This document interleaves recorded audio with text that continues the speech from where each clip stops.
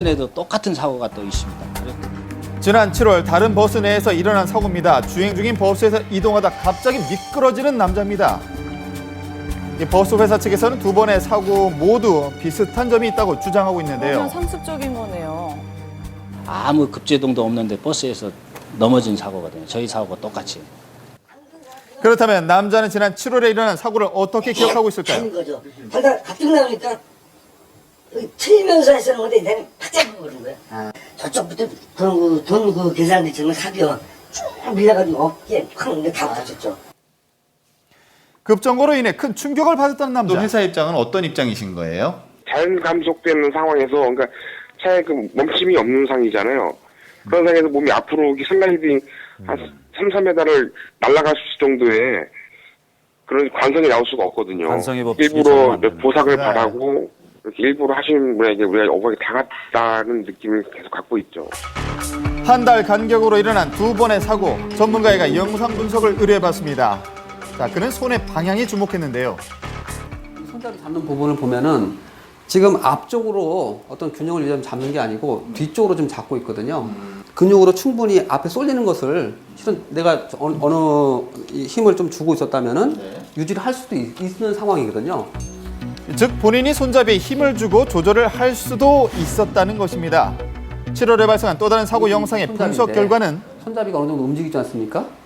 이제 처음에 출발할 때 이제 움직인 것이고, 그 다음에 넘어질 때는 거의 진동이 없지 않습니까? 그쵸? 사고 이후에 이제 이 사람이 운전자가 잡으니까 브레이크를 잡으니까 심하게 이제 좀 움직이지 않습니까? 진동? 네, 정말 넘어지고 나서의 손잡이가 흔들리고 있는데요. 양측 입장이 대립된 가운데 버스 회사 측은 경찰에 수사를 의뢰했습니다. 도로교통 공단에다가 사고 분석을 의뢰해놓은 상태고요. 이제 그 결과가 통보가 되면은 그 결과를 보면서 관련자들을 다시 불러서 2차 진술을 받아야죠.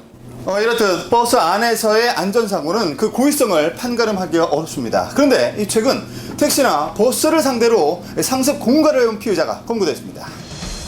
문 밖에 서 있는 남자를 주목해 주시기 바랍니다. 다른 승객이 모두 탈 때까지 기다렸다가 자 문이 닫힐 때 손을 갖다 댑니다. 자, 일명 손목치기 수법인데요. 이 문틈으로 일부러 손을 넣어서 이 보상금을 요구했다고 합니다. 문이 닫힐 때까지 기다리는 거예요. 자, 그러다가? 이제 넣는 거죠. 손을 그렇죠.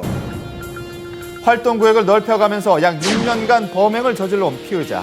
그 횟수와 받은 보상 금액도 점점 늘었습니다. 저희들이 지금 170여 회 잡아서 한 2,400만 원 상당. 이런 식으로 손을 집어넣고 자해한 뒤 사고로 가장했는데요. 털고 들어가고 기사님한테 이제 상해를 입었다. 이런 식으로 이제 얘기를 하는 거죠. 실제는 뭐 거의 다치지 뭐, 않은 상태잖아요. 흔적이 없잖아요. 그 피해자는 실제로 다쳤습니까? 나 다친 적이 없어요. 손목치기 수법 외에도 문틈에 몸을 끼이는 등 자해 공갈 사기를 벌여온 남자. 같은 수법으로 올해 범행을 저지르다 보니 이미 두 차례나 돈을 뜯어낸 버스 기사에게 다시 사기를 치려다 덜미를 잡혔습니다. 잘 걸렸다. 그래서 다시 만났어요. 너 잘 만났다. 잘하셨어. 이제 죽기다고 지금까지 이런 사기치고 경우가 다니는 있네요. 오늘 너 그래도 형사가 너 잡으려고 잠복 갖고 있는데 너 잘 걸렸어. 한 선생님. 네, 이 버스 기사의 신고로 6년에 걸친 그의 범행은 끝이 났습니다. 다치는 버스문에 손을 집어넣고 버스에서 일부러 나날이 넘어진 증가하고 뒤에 있는 자해 공갈 범죄.